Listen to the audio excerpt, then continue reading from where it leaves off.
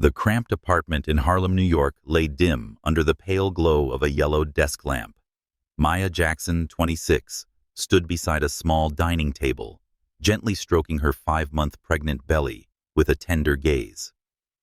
A master's student in biochemistry at Columbia University, she had paused her studies to support her boyfriend David Harper as he built his career on Wall Street.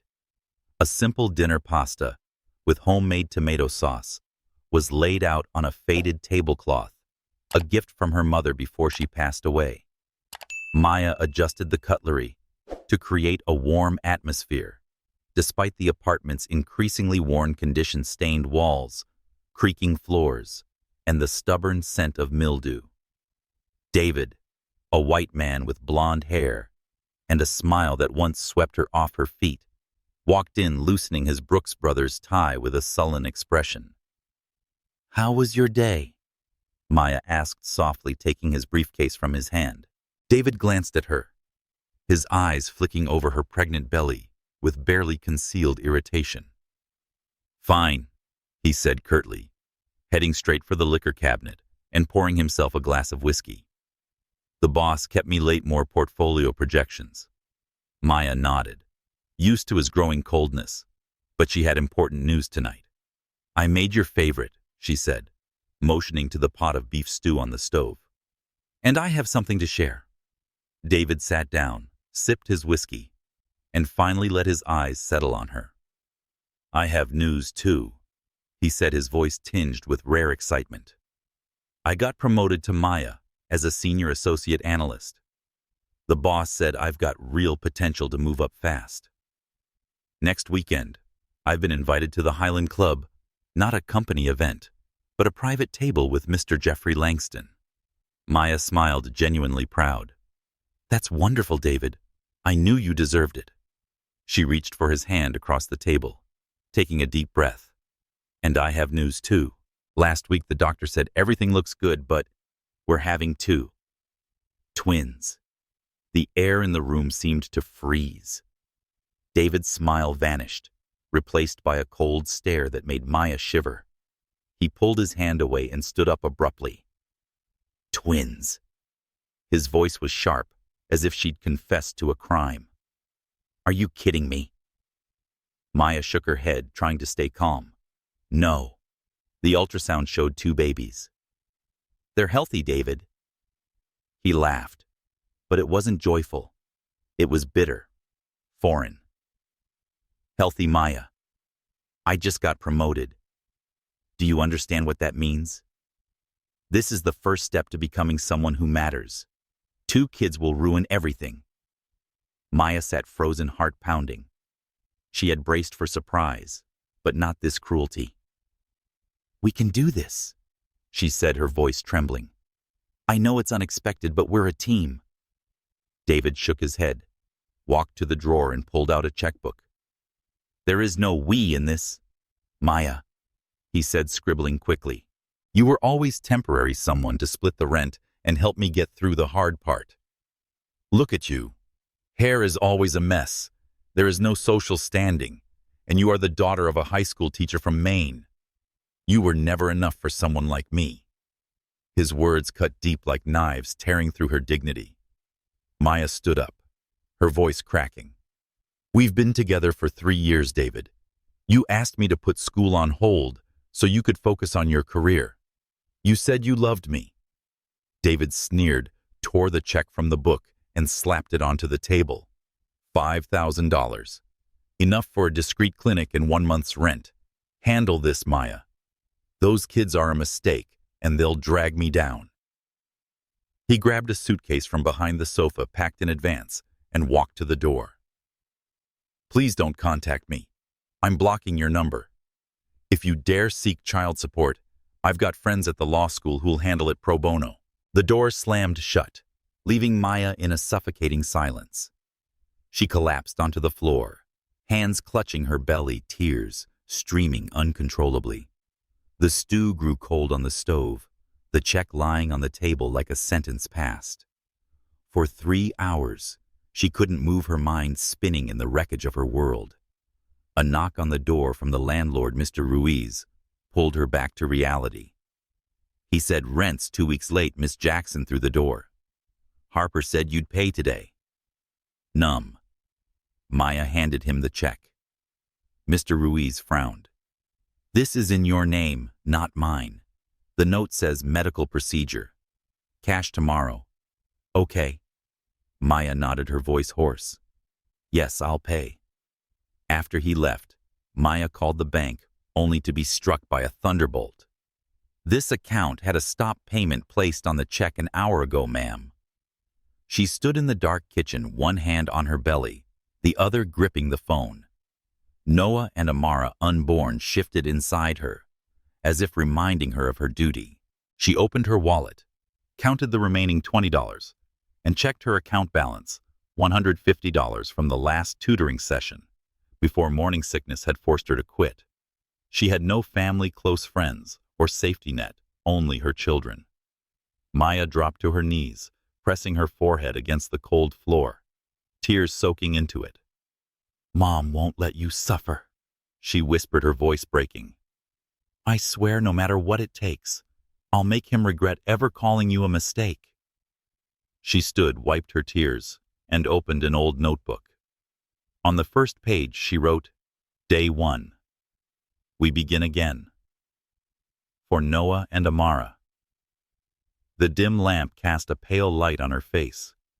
She was no longer the naive girl who believed in love, but a warrior, ready to fight for the future. The cold fluorescent lights of the South Station bus terminal in Boston flickered over Maya Jackson's tired face. She sat curled on a hard plastic bench, one arm wrapped tightly around a worn-out backpack, the other resting protectively on her 24-week pregnant belly. It was a bitterly cold December night, and the wind snuck through broken window panes, making her shiver, despite the thin coat she had wrapped tightly around her, bought from a thrift store. Inside the backpack were only a few items: a dog-eared biochemistry textbook, a faded wedding photo of her parents, who had died in a car accident during her college years, and a small notebook filled with crossed-out addresses of shelters and job leads. Just 6 weeks ago, Maya had dreamt of a hopeful future in that cramped Harlem apartment where she and David Harper had shared simple dinners. But that dream had shattered when David, with an icy stare, called their unborn children a mistake and walked out, leaving behind a $5,000 check he later canceled. With $20 in her wallet and no one to rely on, Maya had spiraled into despair. Harlem was too expensive, forcing her to leave New York and drift between Boston and Providence in search of temporary shelter. Final boarding for Providence. Crackled the speaker, pulling Maya from her thoughts. She stood, her swollen legs aching, and climbed onto the nearly empty bus. The driver, a middle-aged woman with salt and pepper hair, glanced at her through the rearview mirror. You okay, honey? She asked, her voice warm but not intrusive. Maya nodded, mustering a faint smile. Just looking for work. The driver nodded back, asking no further questions, as if she understood that every passenger on the 3 a.m. bus carried their own story. The bus pulled away, and the warmth from the heater slowly eased Maya's frozen body, but her mind remained in turmoil. The babies shifted within her, a reminder that time was running out. A doctor at the free clinic in New York warned her that twins tend to arrive early. You need nutrition and rest. But how could she rest when every day was a fight for survival? She placed her hand on her belly and whispered, I'll find a way, babies. I promise. The next morning in Providence, Maya trudged along a snow-dusted sidewalk, the heavy backpack weighing down her shoulders. She stopped before a run-down motel, its flickering sign reading, $60 night. The clerk, a distracted young man flipping through a newspaper, shook his head when she asked about weekly rates. No discounts. Pay cash up front. Maya felt her heart sink. $60, 3 times what she had. She thanked him and walked away, her breath forming small clouds in the freezing air. Her next stop was the Providence Women's Shelter, a crumbling stone building that was once a church. Inside, The air smelled faintly of weak coffee and echoed with the distant cries of children. An older woman wearing a name tag read, Clara approached with a kind but weary gaze. "Is it the first time here?" Clara asked, her eyes noting Maya's pregnant belly. "Yes," Maya answered, her voice hoarse from exhaustion. "I need a place to stay while I look for work." Clara sighed. "We're over capacity, but I can't turn away a pregnant woman. Twins, right?" Maya nodded, overwhelmed with gratitude and worry. Clara led her to a bunk bed in a crowded room where other women quietly tended to their belongings. "3 nights only," Clara said. "Our program doesn't support high-risk pregnancies. Have you contacted social services yet?" Maya nodded, knowing the wait lists for assistance programs stretched for months. 3 nights, 72 hours was all the time she had to find a way out. That afternoon, Maya submitted job applications non-stop at the shelter's public computer station. Retail positions, clerical jobs, even cleaning work, anything that might bring income before the babies arrived. But every form asked for a current address and references, and ended with the question, "Are you pregnant?" When she answered truthfully, interviews often ended abruptly. "We'll be in touch," they said. They never were. Her eyes burned from staring at the screen too long, and her back throbbed painfully. Clara brought her a cup of herbal tea. "Any luck?" she asked. Maya shook her head. "They stop reading when I say I'm having twins." Clara sat beside her. "It's tough, but there's a maternal housing program in Boston that prioritizes high-risk pregnancies. I'll get you the info." A flicker of hope sparked in Maya's chest, fragile but real. That night she lay on the narrow bunk, listening to the snores and soft sobs of the other women. She placed a hand on her belly, feeling the movements of Noah and Amara. "As long as we're together," she whispered, "I can do this." The next morning, with Clara's letter of reference in hand, Maya boarded a bus back to Boston. The housing program was near Massachusetts General Hospital, a low-rise building with a long line outside. A young woman named Sarah reviewed Maya's application with regret. "We only have 8 beds, but 70 people are on the list. You're not a domestic violence or addiction case, so you're not prioritized." Maya looked her in the eye. "I'm homeless, pregnant with twins, and completely alone. What harsher criteria could there be?" Sarah sighed. "The system's broken. I can only put you on the wait list and refer you to Tremont Shelter." Maya had stayed at Tremont twice, but it allowed only 2 nights per month. She thanked Sarah and stepped outside, the December wind slicing through her thin coat. She walked toward the hospital, seeking warmth in the public lobby. Sitting on a plastic chair, she allowed herself 5 minutes of rest, trying not to draw the attention of security. Suddenly, a sharp contraction stole her breath. She gripped the armrest, counting the seconds. 3 minutes later, another one hit. Panicked, Maya staggered to the emergency desk. "I'm having contractions," she told the nurse, her voice shaking. Twins around 24 weeks. An hour later, lying on a hospital bed, she was told it was Braxton Hicks, a false labor, but the doctor was concerned. "Your blood pressure is unusually high. You're under extreme stress. Do you have insurance?" "Stable housing?" "Any family?" Maya shook her head, her voice firm. "Only me." The doctor handed her a packet of support resources, but to Maya, they were just pieces of paper when she couldn't afford a meal. The next morning, discharged from the hospital, Maya returned to the lobby exhausted, but relieved the babies were still safe. Her eyes crossed the community board, where job and housing flyers were pinned chaotically. A pale blue sheet caught her attention. "Receptionist wanted at Zenith Biotech, Cambridge, immediate benefits. Flexible hours and no experience are required." The address was just 2 miles away. Her heart pounded. She carefully copied the details into her notebook, a spark of hope, her first in weeks, kindling inside her. In the hospital restroom, Maya tried to make herself presentable. She washed her face, combed her hair with her fingers, and smoothed out her wrinkled blouse. Looking into the mirror, she saw a thin woman with dark circles under her eyes, but a gaze burning with resolve. "They need me," she told her reflection. "I can do this." With her last $20, she boarded a bus to Zenith Biotech, ready to face the opportunity that might change everything. Maya Jackson stepped off the bus in Cambridge, her worn sneakers scraping softly against the fog-draped sidewalk. Zenith Biotech's headquarters emerged before her, a modest red brick building, a stark contrast to the glittering towers of Wall Street that David Harper once dreamed of. With only $5 left in her pocket after the bus fare, Maya felt the weight of her backpack on her shoulders and the pressure of time bearing down on her. The 3 nights at the Providence shelter were all she had before finding somewhere else to stay. But today, she was determined to seize the opportunity from the flyer she had seen on the hospital bulletin board: receptionist, Zenith Biotech. Immediate benefits, flexible hours. She paused before a small mirror outside the building, trying to tidy up her appearance.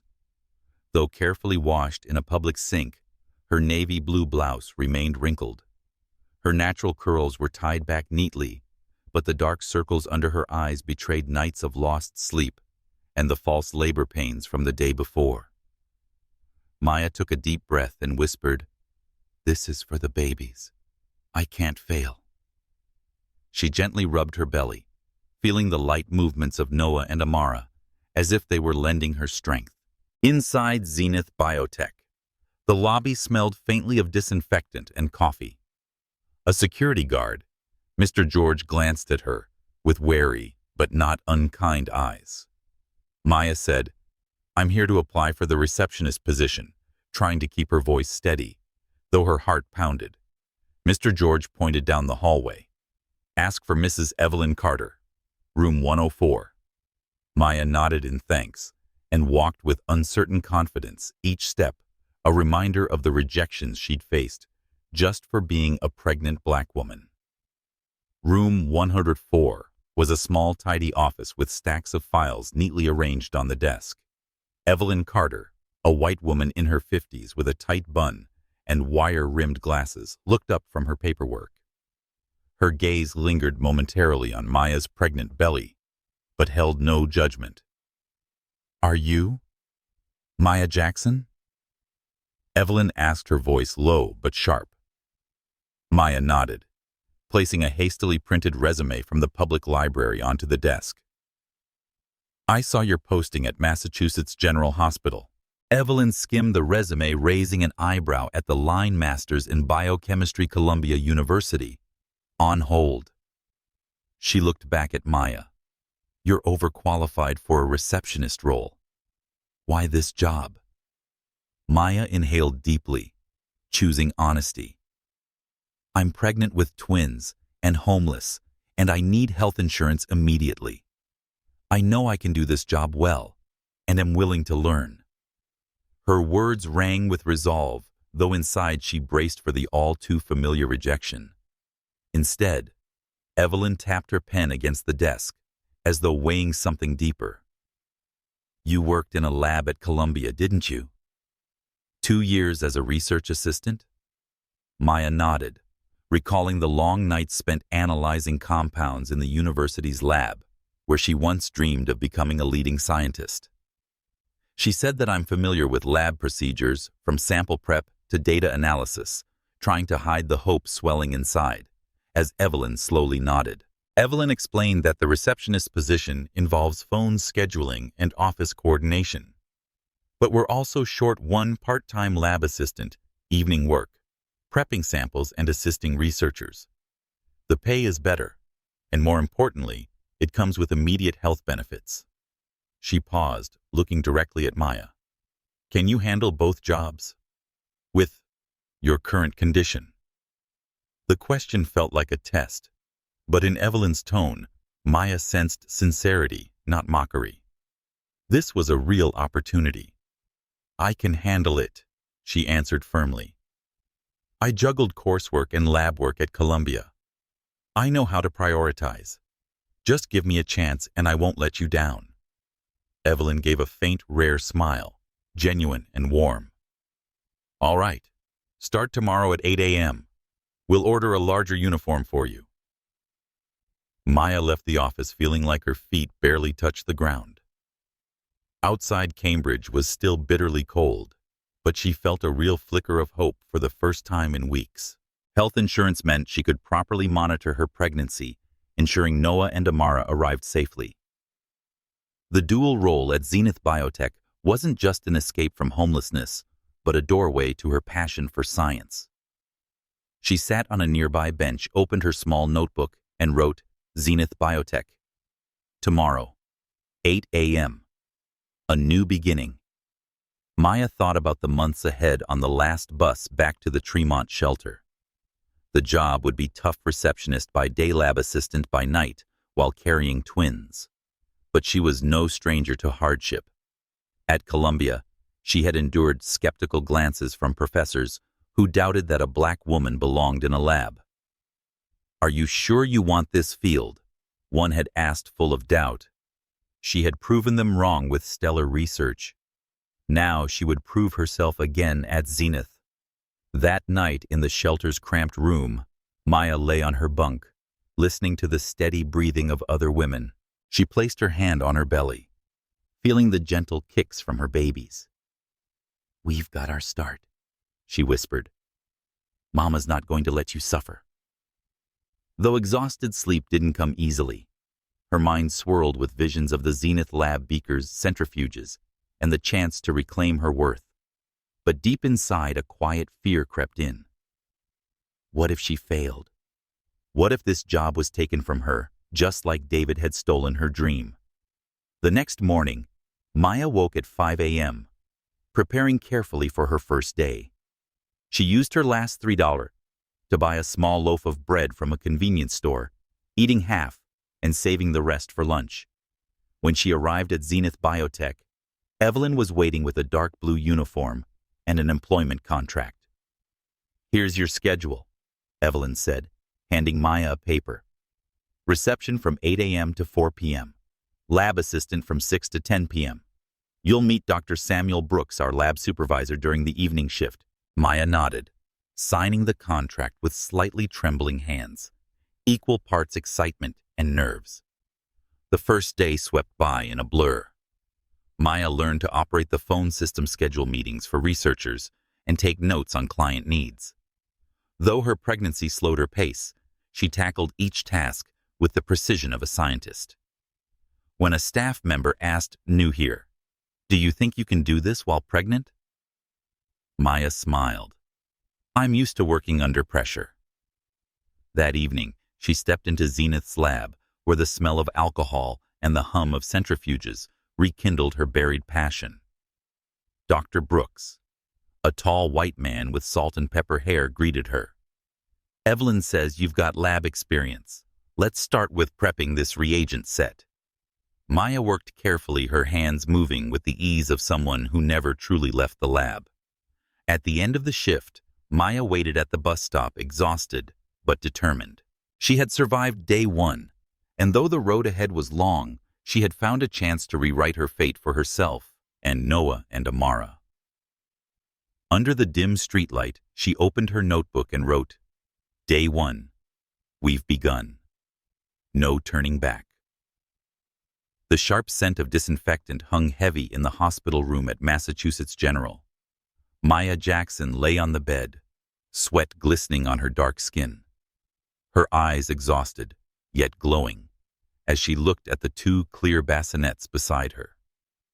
Noah and Amara Jackson, born 5 weeks early on a bitter winter day, each weighing just over 2.2 kilograms, were breathing steadily, connected to softly beeping monitors.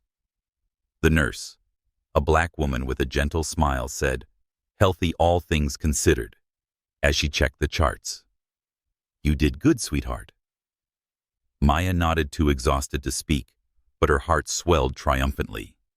She had brought Noah and Amara into the world, despite everything.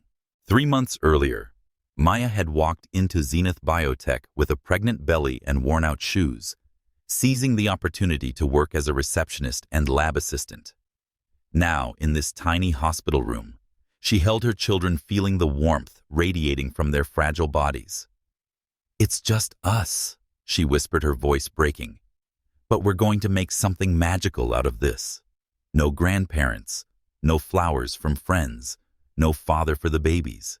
Just Maya and her two tiny angels facing a future full of uncertainty."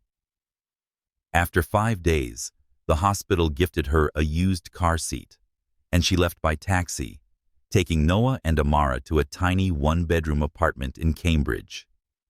Rented with her modest paycheck from Zenith, the apartment held only an old crib, a folding mattress, and a dining table that doubled as a desk.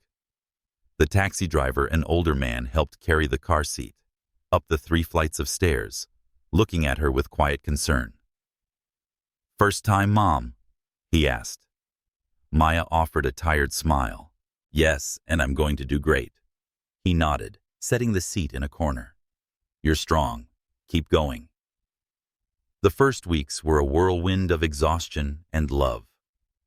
Maya woke every 3 hours to feed, change, and soothe Noah and Amara, while trying to stay alert and prepare for her return to work after 6 weeks of maternity leave. It was a rare benefit that Evelyn Carter, Zenith's office manager, had fought hard to secure for her.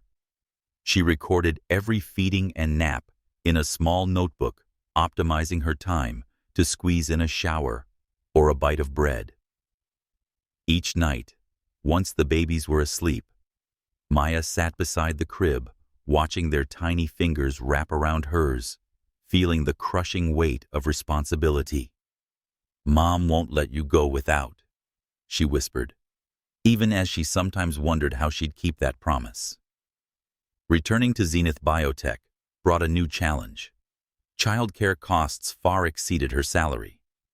Maya made a bold decision. She would bring Noah and Amara to work. She presented the plan to Evelyn, her voice resolute. "I can manage their schedule. They sleep most of the day, and I'll keep them away from the lab during the evening shift." Evelyn, skeptical, studied Maya's determined gaze and relented. "Try it for 2 weeks. If there are risks, we'll revisit them." Maya nodded, knowing this wasn't just about keeping her job, proving she could be it all: a single mom, an employee, a scientist. By day, Maya worked the front desk, answering phones and scheduling meetings, while Noah and Amara napped in a crib behind her desk. When a curious researcher asked, "Do you bring your kids to work? How do you manage?" Maya smiled. "I'm used to multitasking." At night in the lab, she set the crib in a safe corner far from the chemicals with a makeshift curtain to muffle noise. She balanced her tasks, measuring reagents with one hand and rocking Amara with the other when she fussed. Dr. Samuel Brooks, the lab supervisor, was wary initially but soon impressed. "You work like you've been here a decade," he said one evening as Maya finished a flawless batch of samples. But not every day went smoothly. One night when Noah spiked a mild fever, Maya had to call out of her evening shift, heart heavy with fear of losing her job. She called Evelyn, her voice trembling. "I'll make up the hours as soon as he's okay." Evelyn replied gently but firmly, "Your child is the priority. We need you long-term, not just today." That simple reassurance lit a fire within Maya during her moments of doubt. She remembered the dismissive looks at Columbia, where one professor once said, "Women like you should choose an easier path." Now she was proving him wrong day by day. In the apartment, Maya hung a small sign over the crib that read, "We are stronger than every hardship." Each morning she looked at it to remind herself why she fought. Noah, with his wide, curious eyes, began to smile when he saw her. Amara, smaller but spirited, gripped Maya's finger as if she'd never let go. These moments were her fuel, more potent than any cup of coffee. One night, after soothing Amara to sleep, Maya opened her old biochemistry textbook, rereading notes from Columbia. She realized that despite the exhaustion, her passion for science still burned. Zenith wasn't just a job, but a path to reclaim the dream David had once crushed. A week before Noah and Amara's 3-month milestone, Maya stood in the lab, preparing a new set of samples under Dr. Brooks's watchful eye. He asked unexpectedly, "What did you want to be before all of this?" Maya paused, then answered softly, but clearly, "A scientist who changes the world. And I still want that." Brooks nodded, his eyes filled with respect. "You have the potential, Maya. Don't let circumstances dim it." That night, leaving the lab, Maya held Noah and Amara close, feeling their steady breaths against her. She looked out the window where Cambridge glowed faintly through the night fog. A new feeling bloomed in her chest, not just survival, but belief. The belief that she could do more. "We won't just get through this," she whispered to her children. "We're going to soar." In her notebook she wrote, Day 90. "We have each other. That's all Mama needs." The cold white light of Zenith Biotech's laboratory beamed down on Maya Jackson's workstation, where rows of glass vials filled with chemical solutions stood in careful order. It was nearly 10 p.m., the end of her lab assistant shift, but Maya remained focused, scribbling data into her notebook. In the corner of the room, Noah and Amara, now 6 months old, slept peacefully in a makeshift crib, their steady breathing blending with the lab's ambient hum. The crib shaded by a cotton cloth to dim. The light had become their haven in this strange setting, a pharmaceutical lab where their mother fought to build a future. 6 months after giving birth, Maya had adjusted to a punishing routine, receptionist from 8 a.m. to 4 p.m., caring for the twins in the 2 brief hours that followed, and then back to the lab from 6 to 10 p.m. Each day was a race against time. Her body screamed for rest, but her mind wouldn't allow it. "Just hold on," she told herself, "so that they can have something better." That night, while preparing a batch of antiviral compounds using the standard protocol, Maya noticed something odd. The method, while effective, consumed up to 25% of raw materials, a high cost for Zenith, which was still recovering from a failed project. She paused, staring at the pale yellow solution. Memories of biochemistry classes at Columbia flooded back. "If I adjust the initial reaction temperature and lower the catalyst ratio," she murmured, sketching out calculations in the margins of her notebook. The idea wasn't new. She had tried something similar in her undergrad thesis, but applying it at Zenith was a gamble.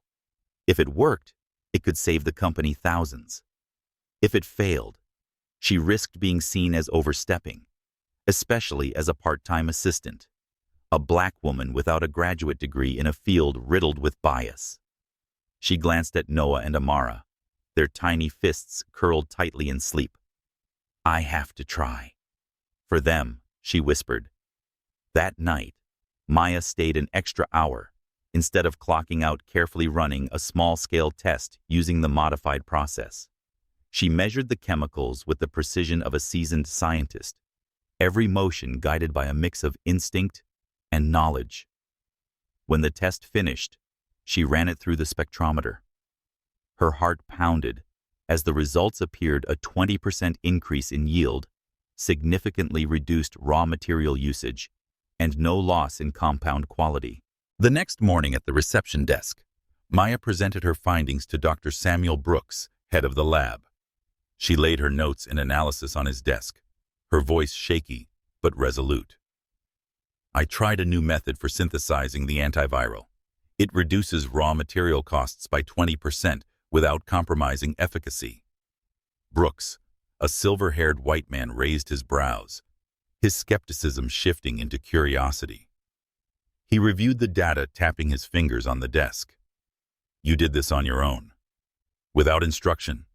Maya nodded, bracing for reprimand. "I'm just an assistant, but I saw a chance to improve. Instead of scolding, Brooks gave her a rare smile. This is brilliant, Maya.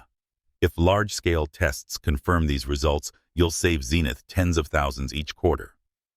He paused, meeting her eyes. You studied biochemistry at Columbia, didn't you? Why not go back? Talent like yours is wasted at the assistant level. Maya lowered her gaze. I don't have the time or money, Doctor. Right now, I want to raise my children and do good work. Brooks nodded respect in his expression. Then I have a proposal. Zenith runs an internal training program for promising lab techs. It's not a formal degree, but moves you closer to a research role. Interested. The offer cut through the fog like a beam of light. Maya felt her heart race, not just for herself, but for the future of Noah and Amara. A training program meant skill development, better pay, and maybe one day a return to her dream of becoming a scientist. I want in, she said firmly.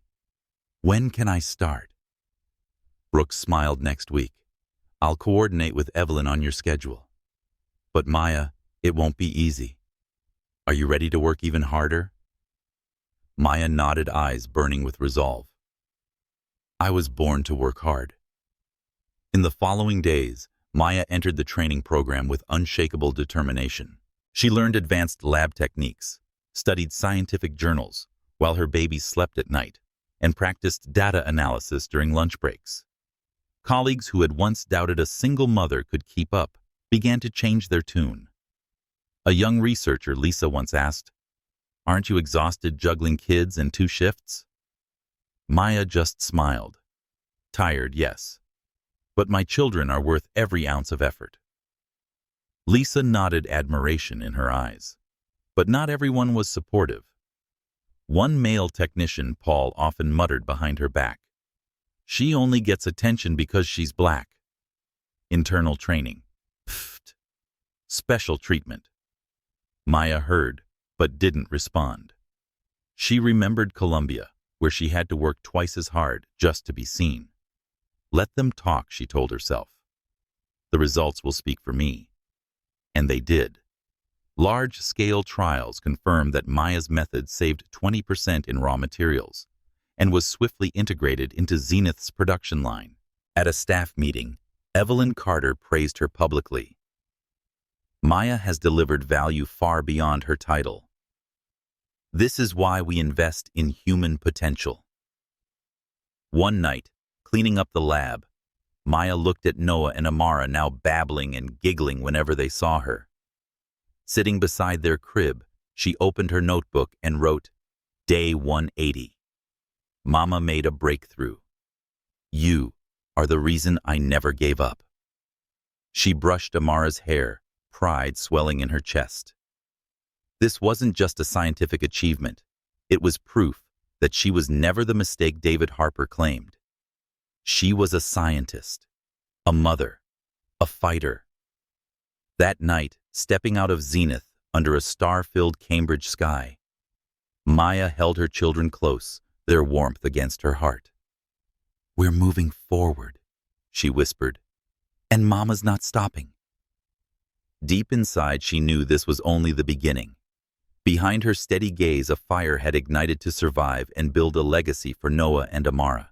Drizzle tapped softly against the window of Maya Jackson's small Cambridge apartment, as the desk lamp cast a warm glow on her contemplative face. Noah and Amara, now 6 months old, slept peacefully in a crib beside the dining table, their steady breaths forming a gentle rhythm in the quiet night. A financial magazine she'd found in Zenith Biotech's break room lay on the table before her. The cover made her freeze. David Harper, clad in a luxury suit, with a smug smile, stood next to a blonde named Chloe Wentworth, fiancée heiress to an industrial fortune. The headline read, Wall Street Star, David Harper, Morgan Stanley, VP at 28. Maya gripped the magazine's edge tightly, the unfairness burning hot in her chest. 6 months ago, David had called Noah and Amara a mistake, abandoned her with a canceled check, and left her homeless. Now he thrived in a world of luxury parties and million-dollar deals while she juggled 2 jobs and raised their children on a shoestring budget. He thought I wasn't enough, Maya whispered, her eyes sharp. But he's going to see how wrong he was. She opened her notebook, where she tracked everything from the twins' feeding schedules to work plans. She wrote boldly on a fresh page, 10-year plan. Surpass David for Noah and Amara. Beneath the dim light, Maya began outlining her goals. First, complete the internal training program at Zenith Biotech to become a full-fledged researcher. Second, save at least $500 monthly, cutting all personal expenses. Third, additional scientific improvements should be developed to prove her value at Zenith. Finally, one day, she led a project that transformed the pharmaceutical industry to prove David wrong and ensure her children would never know scarcity. Yet, as she wrote, a quiet voice of doubt crept in. Can I do this? Maya wondered, glancing at Noah and Amara. She remembered her days at Columbia, when she was often the only black woman in the lab. Once a professor bluntly told her, "This field isn't easy for someone like you. Are you sure you want this?" Maya had clenched her teeth and finished her thesis with the highest distinction in class. Now she faced an even greater challenge: single motherhood, double shifts, and systemic bias. But the betrayal by David had become her fuel. "I won't just survive," she told herself. "I'll do better than he ever dreamed." The next day at Zenith, Maya worked with renewed intensity. By day, she handled reception excellently efficiently, juggling calls and meetings while soothing Noah when he fussed. A colleague, Lisa, remarked, "You operate like 3 people in one body." Maya laughed. "I don't have any other option." She immersed herself in the lab in the evenings, asking Dr. Samuel Brooks detailed questions about pharmaceutical processes. Recognizing her curiosity, Brooks began assigning more complex tasks, including analyzing clinical trial data. "You've got a rare eye for detail," he said one night after Maya caught a minor discrepancy in a report. But not everyone welcomed her progress. Paul, a senior technician, often displayed thinly veiled resentment. During a break, Maya overheard him muttering to a coworker, "She only gets this attention because she's black. If I brought my kids here, nobody would accommodate me." The words cut deep, but Maya refused to let them derail her. She recalled her mother's advice: "You don't need people to like or respect you." She channeled the sting into her work, letting her results speak. While tidying the reception area one afternoon, Maya found an old report about Zenith's failed antiviral project. She took it home, devouring every page after the twins fell asleep. The project had been abandoned due to high production costs, but Maya noticed similarities to the method she'd developed, which had already reduced raw material usage by 20%. An idea sparked: if she could optimize it further, Zenith might revive the project and she might earn a promotion. She scribbled notes feverishly, planning to pitch it to Brooks when the time was right. Life began to stabilize, but never got easier. Maya eliminated every unnecessary cost: no coffee, new clothes, and discounted groceries. Each week, she deposited $50 into savings, even if it meant skipping meals to afford formula. One night, when Amara developed a mild fever, Maya stayed up cradling her while worrying about medical bills. Fortunately, Zenith's insurance covered most of it, but the scare reminded her she couldn't afford failure. "I'm all they have," she thought, clutching Amara. One evening, as Noah and Amara babbled their first syllables, Maya sat beside their crib and opened the magazine with David's photo. She looked at him, his smug smile now pathetic in her eyes. "You chose the easy path," she said to the image. "I chose them, and I'm building an empire." She tore off the cover and tossed it in the trash, the act feeling like a weight lifted. In her notebook, she wrote, "Day 200. Pain is fuel. Mama will turn it into power." That weekend, Maya visited Evelyn Carter in her Zenith office, bringing a box of homemade cookies in gratitude. "You gave me a chance when no one else did," Maya said sincerely. Evelyn smiled, pushing the box aside. "I don't need cookies, Maya. I need you to keep shining. Brooks says you're one of Zenith's greatest assets." The praise moved Maya, but she knew her journey was beginning. She left the office holding her children under the Cambridge sunset, the fire in her chest burning hotter than ever. In her heart, Maya envisioned a future where she led a lab, where Noah and Amara grew up with opportunities she never had. David Harper could keep Wall Street. She would build a legacy, not just for herself, but for her children, and for all those told they were not enough. She walked home, every step a vow: "I will do it, and I will do it better." The Zenith Biotech boardroom was cloaked in heavy silence, the sterile glow of fluorescent lights highlighting the tense faces of its directors. Maya Jackson, now head of research after 7 years of tireless work, sat at the end of the table gripping a printed report. On the screen, Zenith's stock chart plunged down 50%, following the FDA's rejection of Neurovita, the company's $80 million neurological treatment. CFO Henry Walsh said in a low voice that we have 4 months of operating cash left. Without new capital, we'll face layoffs, or worse, a complete sale. Despair flickered in the director's eyes, but in Maya something ignited. She couldn't let Zenith, the company that had saved her from homelessness, collapse. 7 years ago, Maya had walked into Zenith as a pregnant single mother with just $5. Now at 33, she was a respected researcher and mother of 7-year-old twins, Noah and Amara, enrolled at the Gifted Minds Academy. Her journey from developing a cost-saving antiviral process to building Zenith's internal training program was inseparable from the company's evolution. But Neurovita, once her brightest hope, had failed in clinical trials due to inconsistent results. "We've lost CEO Martin Klein," said finally. "Blackstone Mergers will evaluate a sale estimated at $2 to $3 million. As the room emptied, Maya stayed behind, eyes locked on the plummeting graph. She opened her laptop and pulled up Neurovita's data. A spark of insight flared while the compound had failed in neurology secondary tests, showed promise in vascular regeneration. If repurposed for cardiovascular treatment, a vastly larger market, Neurovita could be Zenith's second chance. But time was running out, and the company needed capital immediately. Maya stood, her resolve hardening. "I won't let Zenith die," she whispered, thinking of Noah and Amara. That night in her small apartment, Maya sat at the dining table as her children slept. They'd made her proud earlier that day with their school science presentation.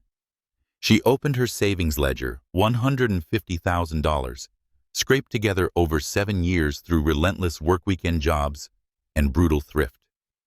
It was meant to secure her children's future, but now it might be the key to saving Zenith. She began drafting a plan rally. Trusted colleagues buy out the company, repurpose Neurovita, and transform Zenith into a new powerhouse. The next morning, Maya approached Dr. Samuel Brooks in the lab. "James, I have an idea," she said, placing Neurovita charts before him. "This compound could work for cardiovascular conditions. Secondary data shows a 40% boost in vascular regeneration. If we buy Zenith, we can save it." Brooks, his silvering hair gleaming under the lab lights, reviewed the data, his skepticism fading to astonishment. "This could work, Maya, but we'd need millions." "What do you have?" "I have $150,000 in savings." "Can you contribute?" Brooks nodded slowly. "I have $200,000 in retirement funds, but we're still short." Maya met Evelyn Carter, the woman who'd hired her 7 years ago. Maya laid out the plan in her tidy office, her voice burning with passion. "Zenith isn't just a company, It's our family. If it's sold, everything we've built will be torn apart. I'm putting in $150,000. Brooks is in for $200,000. Will you help Evelyn now, nearing retirement? Looked at Maya with pride. I have $250,000 saved for a vacation home. But you're right. Zenith is worth fighting for. Maya was moved as Evelyn took her hand. Thank you. We can do this. But $600,000 wasn't enough. Maya organized a staff meeting in the Zenith cafeteria. Standing before 30 colleagues, researchers, technicians, administrators, she declared, Zenith is our life's work. If we let it be sold, our dreams will be scattered. Brooks, Evelyn and I have pledged over $500,000. Who among you will help us save this place? She presented the data-backed pivot for Neurovita. The room stirred. Maria, a technician, stood. I have $30,000. I believe in you, Maya. One by one, others followed, donating another $400,000 in total. Still short nearly $1 million, Maya visited Cambridge Trust Bank. Loan officer Susan Lee reviewed the plan and shook her head. You have a vision, but not enough collateral. We can only lend $500,000. Undeterred, Maya negotiated an additional $200,000 personal loan secured by her future wages. You're risking everything, Susan warned. Maya smiled. I'm used to taking risks. 3 weeks later, Maya sat across from Martin Klein and the Zenith board in Blackstone Merger's office. The Blackstone representative announced that the bid from Jackson Healthcare Consortium, led by Maya Jackson, had been verified as $2.5 million. Maya signed the documents, hand steady, heart pounding. With each signature, Zenith Biotech became Jackson Healthcare Innovations, a company owned by its employees and led by her. That afternoon, Maya gathered the staff in the lobby where a new sign lay under cloth. Beside her, Noah and Amara stood in school uniforms holding her hands. She pulled the cover to reveal gleaming silver letters, Jackson Healthcare Innovations. Maya said, we didn't just save a company voice thick with emotion. We built a future for science and each other. Applause erupted. Eyes glistened. Mama, you did it, Noah whispered. Maya embraced her children, pride swelling. That night at home, Maya sat at her table watching her children sleep. She opened her notebook and wrote, Day 2555, we own Zenith. This is the beginning of an empire. Beneath the lamplight, she smiled, knowing the road ahead would be steep. But she was ready not just to survive, but to conquer. Morning light streamed through the windows of the Jackson Healthcare Innovations boardroom as Maya Jackson, now CEO, stood before a team of 400 employees. On the screen behind her, the revenue chart for CardioVive, a repurposed version of Neurovita for vascular regeneration, peaked at $200 million in its third year alone. Maya said, we didn't just save Zenith, her voice ringing confidently. We've built an empire. Applause erupted. From researchers to administrative staff, every pair of eyes glowed with pride. 5 years after acquiring Zenith Biotech for $2.5 million, Maya had transformed the company into a pharmaceutical powerhouse. But the journey was not easy. In 2020, when Jackson Healthcare was born, Maya faced enormous challenges. The pharmaceutical industry was fiercely competitive, and a small Black woman-led company was considered high risk. At an investor summit in New York, silver-haired mogul Richard Holt said, You've got a good idea, but women like you don't have the boldness to lead this industry. Maya smiled calmly, suppressing her fury. Boldness. I bought this company when it was on the brink of collapse. Watch us. She poured everything into CardioVive, leading her team in refining the formula to boost efficacy by 15%. She worked through nights, analyzed clinical trial data, and often slept just 3 hours. "Aren't you exhausted?" I asked Dr. Samuel Brooks, who is now the director of research. "Tired. Yes. But I can't stop when millions need this medicine," Maya replied. In 2022, CardioVive passed Phase 3 trials, demonstrating 46% effectiveness in regenerating heart tissue post-infarction. The breakthrough turned Jackson Healthcare into an industry spotlight. But success came with obstacles. Pharmaceutical giant Pharmacore attempted to block CardioVive's approval in Europe, citing patent infringement. "They're afraid of us," Maya told her legal team. A small black woman-led firm dared to challenge them.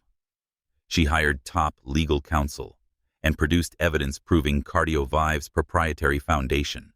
The lawsuit stretched a year and cost $5 million, but Jackson Healthcare prevailed, securing distribution rights and setting a legal precedent for protecting startups from industry giants. Maya said, "We didn't just win for ourselves at a press conference. We won for every innovator dismissed and underestimated." While managing her growing empire, Maya continued to raise Noah and Amara, now 12, who flourished at Gifted Minds Academy. Noah tackled high school calculus with a sharp mathematical mind at age 10. Amara, passionate about healthcare equity, wrote an essay on medical access disparities, published in an academic journal. At the school science fair, Noah demonstrated a neural network model that prompted a stunned MIT professor to declare, "This boy is a genius."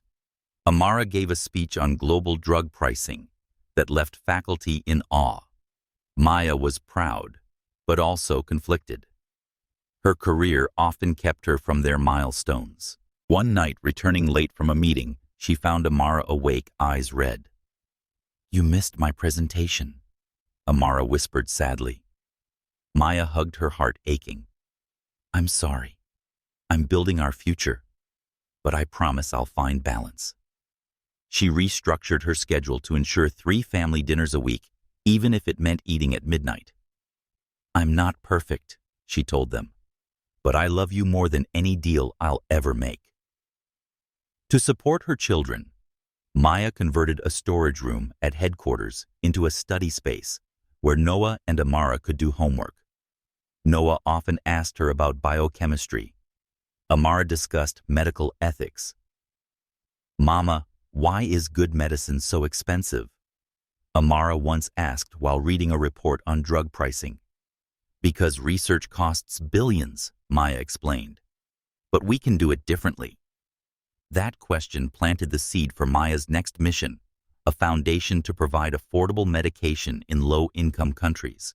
By 2025, Jackson Healthcare expanded internationally, launching an R&D center in Copenhagen and a manufacturing partnership in Singapore. Revenues from CardioVive allowed Maya to move her family from their small apartment to a 3-bedroom townhouse in Cambridge with separate rooms for the kids and a home office. Still, she lived modestly, reinvesting profits into innovation. "We don't need luxury," she told her children. "We need purpose." One afternoon at the Boston Pharma Summit, Maya presented CardioVive to 500 professionals. A venture capitalist who once dismissed her approached afterward. "I was wrong about you, Ms. Jackson. Let us invest." Maya smiled. "Thank you, but we chose partners who initially believed in our vision." She left the summit beaming with pride. Jackson Healthcare wasn't just a company, it was living proof that a once homeless black woman could reshape the world. That night, Maya sat with Noah and Amara in their new home, eating homemade pizza, a family tradition. Noah shared his math project. Amara offered ideas to improve healthcare access. Maya looked at them, overwhelmed with gratitude. She opened her notebook and wrote, "Day 3650, our empire is rising. Noah and Amara are my light." Outside the window, the lights of Cambridge shimmered, a testament to her journey from ashes to ascendance. The lobby of Massachusetts General Hospital gleamed under bright lights during the grand opening of the new $50 million pediatric wing funded by Maya Jackson. Now CEO of Jackson Healthcare Innovations, Maya stood amidst a crowd of physicians, philanthropists, and Boston officials. Her deep blue silk dress hugged her figure, a statement of the poise and power she'd forged over 15 years. Beside her stood Noah and Amara, now 15, dressed in their finest. Noah in a sharp shirt, Amara in a graceful dress. Both scholars at the Gifted Minds Academy were her most incredible pride. But just as Maya prepared to step up to the podium, a familiar figure in the 7th row made her heart falter. David Harper. David, now 42, with streaks of gray and weary eyes, was a mid-level manager at Meridian Investments, far from the Wall Street dream he once chased. He stared at Maya, then at Noah and Amara, their green eyes and square jaws, unmistakably his. Shock drained the color from his face. Maya felt his gaze like a knife from the past, but she straightened and took a deep breath. "You okay, Mom?" Noah whispered, noticing her grip tighten around her silver bracelet. "I'm okay," Maya replied, steady. "This is our day." Hospital director Eleanor Grant introduced her. "Ms. Maya Jackson isn't just a brilliant scientist and philanthropist. She's a force of hope for thousands of children." The applause echoed, but Maya focused only on the speech. She stepped to the podium, eyes scanning the crowd, pausing momentarily on David. 15 years ago, she began, voice clear.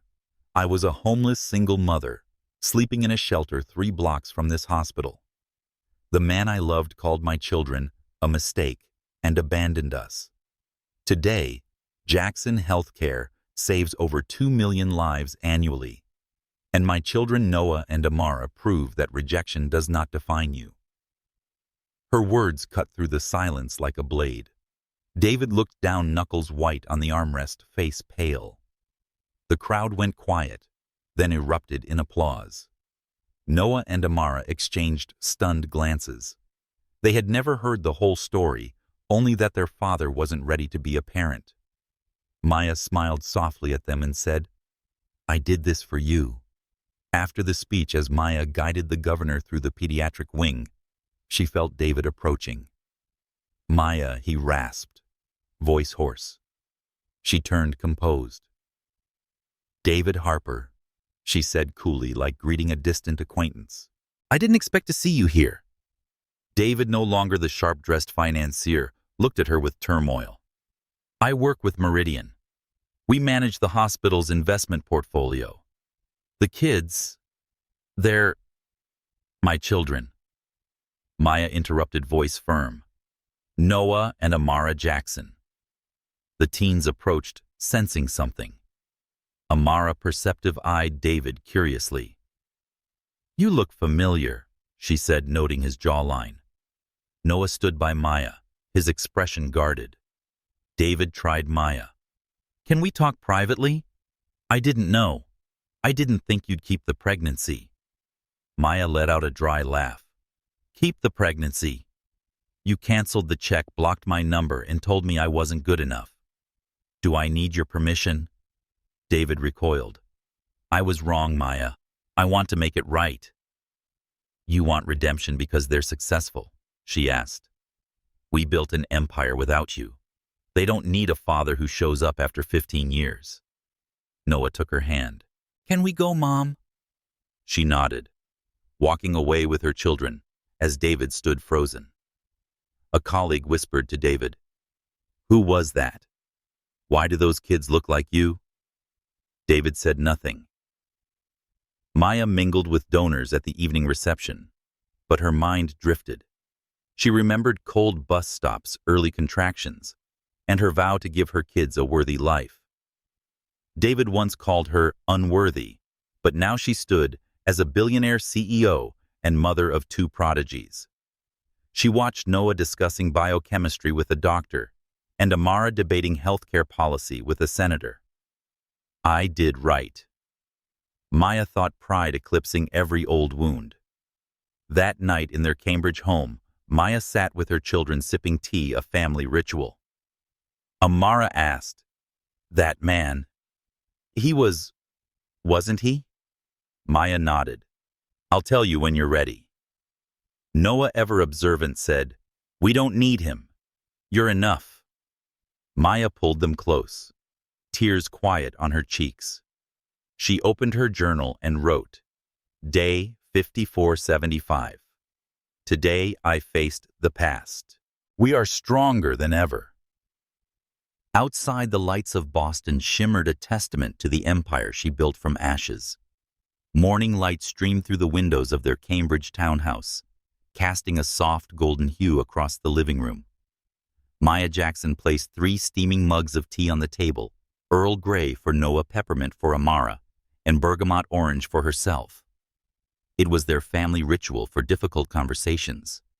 Noah and Amara, now 15, entered with cautious curiosity. At the pediatric wing inauguration the night before, they'd sensed the tension when their mother came face to face with David Harper. "What is it, Mom?" Amara asked, settling into the armchair, hands clasped tightly. Noah, sharp-eyed and analytical, sat beside her, silent but alert. Maya took a deep breath, knowing this moment would reshape their family forever. "I need to tell you about the man from last night," Maya began gently. "David Harper is your biological father." The air in the room turned heavy. Noah sat up straighter, eyebrows furrowed. Amara touched her chin, the feature she'd often wondered about. "He's the one from your speech," Amara whispered, "the man who left us." Maya nodded, eyes never leaving theirs. 15 years ago, when I was pregnant, David said you were a mistake. He canceled a check, blocked my number, and left me homeless. I didn't share the details before because I didn't want you to grow up burdened by rejection. But we asked about our dad dozens of times," Noah said, logic cutting through the emotion. "I told you he wasn't ready to be a father," which was true, Maya said, voice tinged with guilt. "But I wanted you to build yourselves without the shadow of someone who failed you. You're Noah and Amara Jackson, not someone's afterthought." Amara reached out and touched Maya's hand. "You protected us," she said softly. "But he looked at us like he regretted everything." Maya told them everything: the nights in shelters, the early labor and building Jackson Healthcare from ashes. "I didn't want you to grow up angry, but now you're old enough to know the truth and decide for yourselves." "He wants to meet us, doesn't he?" Noah asked. "Yes," Maya said. "He asked for a private conversation, but it's your choice. I'll support whatever you decide." The room fell into reflective silence. Noah stared out the window, as if solving an impossible equation. Amara finally broke the silence. "Do you hate him?" Maya paused, choosing her words carefully. "I was hurt, but I don't hate him. His rejection became my fuel. You, Jackson Healthcare, all of it proves I never needed him." Amara nodded, still thoughtful. Noah spoke for them both. "We want to meet him. Not to forgive, but to understand who he is." Maya arranged the meeting at a quiet cafe in Cambridge, a neutral, calm space. She waited in the car nearby, answering emails on her tablet, though her mind was entirely with her children.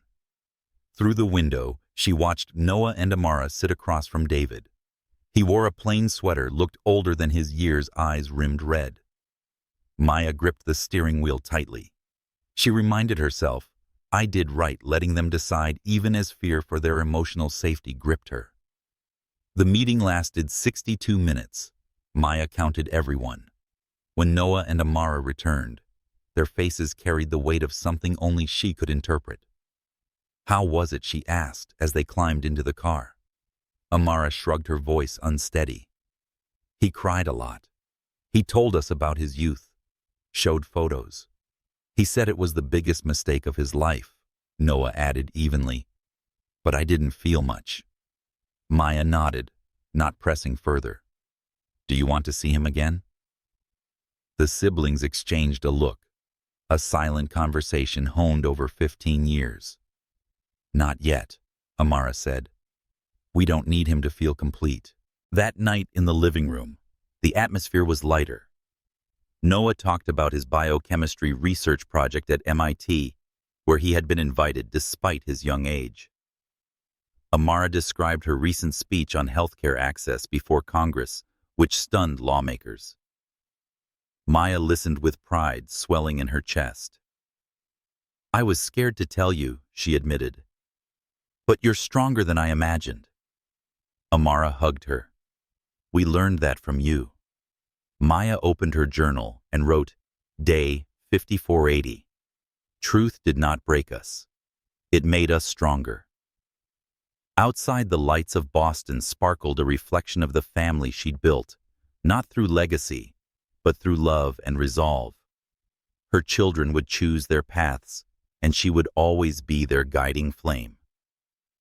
The opulent lights of the Four Seasons Boston glimmered against the marble floors as philanthropists and medical leaders gathered for a healthcare research fundraiser. Dressed in a sleek black suit, Maya Jackson stood beside the Harvard Medical School dean, discussing funding for a cancer project. At 41, she was the embodiment of triumph CEO of Jackson Healthcare Innovations, which saved 2 million lives a year, and mother of Noah and Amara, 2 brilliant 15-year-olds.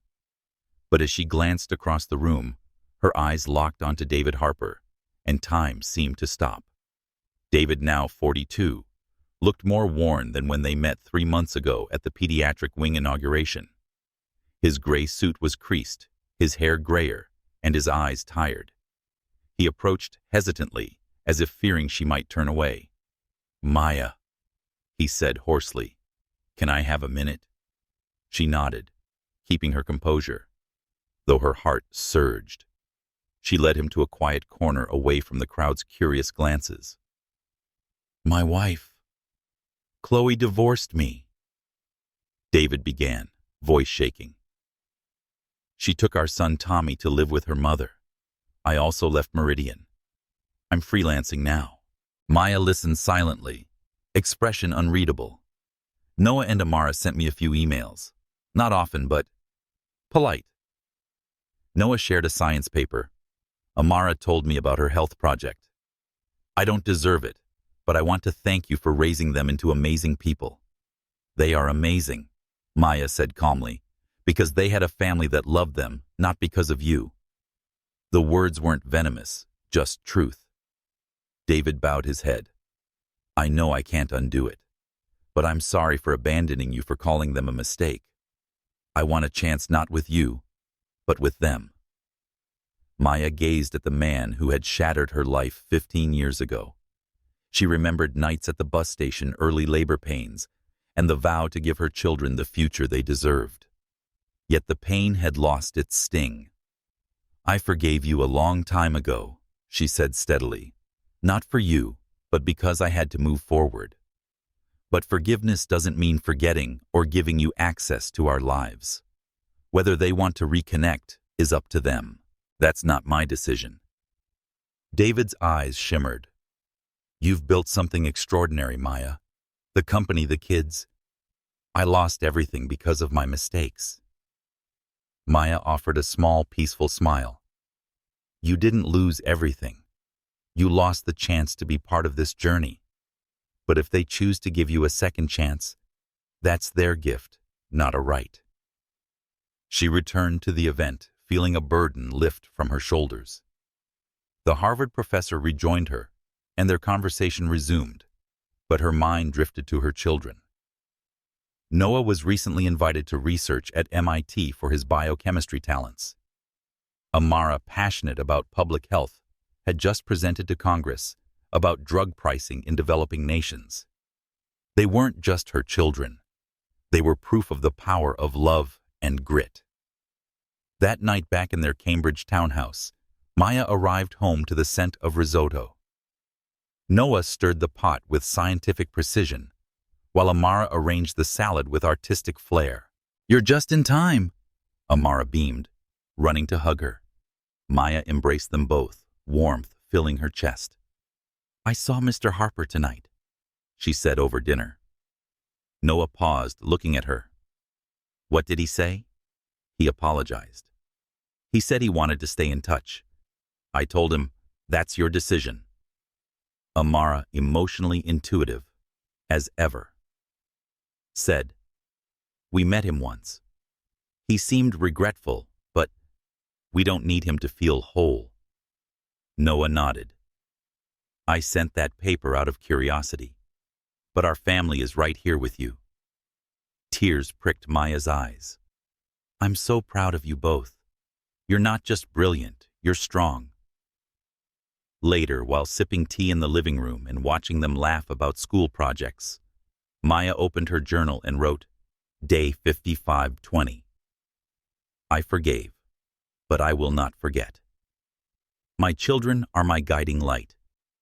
Boston's lights sparkled outside the window, a testament not to revenge, but to a life fully lived. David might have regrets, but Maya had claimed her peace, family, and legacy. She thought of the past, but it no longer hurt. The nights of homelessness, the rejections, David's cruel words, they were bricks in the road she paved to victory. She stood, walked to the window, and touched the cold glass. "I did it," she whispered, not to David, but to herself. She turned and saw Amara sketching a healthcare diagram and Noah reading a science journal. This small but mighty family was all she needed. Sunset bathed Maya Jackson's luxury Back Bay apartment in a warm amber glow, the Charles River shimmering like a silver ribbon below. She stood at the window palm, resting on the cold glass, her gaze stretching across the city that had once witnessed her darkest days. 15 years ago, she had wandered these streets pregnant with Noah and Amara, carrying only $20 and a promise to give her children a life of dignity. Now, at 41, she was the CEO of Jackson Healthcare Innovations, an $11.8 billion company saving 2 million lives each year. But more than that, she was the mother of 2 brilliant 15-year-olds who were her guiding light. "Tea's ready," Mom Amara called from the kitchen, her voice clear and bright. Maya turned and smiled as Amara set down 3 mugs, Earl Grey for Noah, peppermint for herself, and bergamot orange for their mother. Noah followed with a plate of homemade cookies. "We tested a new recipe," he said, a hint of pride in his voice. Fully verified by the scientific method, Maya laughed, sinking into the sofa wrapped in the warmth of her family. These moments, simple, sincere, were her greatest reward. "What were you thinking about?" Amara asked, sensing her mother's introspective mood. Maya sipped her tea. "Thoughtful, our journey. I used to think I wouldn't make it. But looking at you both now, I know every struggle was worth it." Noah, reading a biochemistry article on his tablet, looked up. "Tell us again about Zenith." Amara nodded eagerly. Though they'd heard it before, the story of their mother's perseverance never lost its magic. Maya spoke with quiet strength. She recalled the cold nights at bus stations, pregnant and armed only with a biochem textbook and unwavering belief. She spoke of Zenith Biotech, where Evelyn Carter gave her a chance as a receptionist lab assistant to give birth to Noah and Amara in a hospital room, vowing to build them a future. She saved 20% on antiviral costs through her research and led the buyout that transformed Zenith into Jackson Healthcare. She remembered the voices of doubt. A black woman can't lead pharma, and how she silenced them step by step. "Did you ever want to give up, Noah?" asked, always seeking logic. Maya smiled, gaze distant. "Yes. On days I skipped meals to buy your formula or overheard colleagues say I was a diversity hire. But I found my reason to continue every time I looked at you two." Amara, emotionally intuitive, squeezed her mother's hand. "We're proud of you not for the company, but because you're our mom." She embraced them, tears slipping down her cheeks. Noah, now a research fellow at MIT with a published paper, and Amara, the youngest person to speak before Congress on global health care, weren't just prodigies. They were proof of her love and sacrifice. "Do you ever regret we didn't grow up with a dad?" Maya asked, thinking of David Harper. Noah shook his head. "We had you." "That's enough," Amara added. "We met him. He seemed sorry. But our family is here." Maya nodded, filled with deep peace. 3 months ago, she had seen David at a fundraiser and forgiven him not for his sake, but her own. He bore his remorse, but she had moved on. He was no longer a shadow, just a distant echo. Her journey from a rejected Columbia student to the leader of a pharmaceutical empire had redefined her legacy. Forbes had just ranked her the 23rd richest self-made woman in America. But to Maya, her true wealth was her family and the lives she impacted. She rose and opened her journal, the companion of 15 years. On the final page, she wrote, "Day 5550. We didn't just survive. We built an empire. And my children's light will carry me even further." She looked at Noah, solving equations, and Amara sketching a healthcare solution for underserved nations. "What do you want for the future?" she asked. Noah smiled. "To cure cancer." Amara added that making good medicine available to everyone, rich or poor, is essential. Maya's heart brimmed with hope. She knew her children would surpass every dream she had dared to dream, and she would be there every step of the way. She walked back to the window, looking out over Boston, a city once haunted by hardship, now crowned victorious. The city lights shimmered like stars guiding her path. "I have no regrets," she whispered, thinking of the hard days, "because they all led me to you." Late that night, with the children asleep, Maya stood alone by the window, holding a cup of cooled tea. She thought of David, but the pain was gone. He had made his choices, and she had made hers, ones rooted in love, resilience, and purpose. Jackson Healthcare was more than a company. It was her legacy for Noah and Amara, and everyone ever told her they weren't enough. She touched the glass, her reflection blending with the city's glow. "We flew high," she said softly, pride glowing in her voice.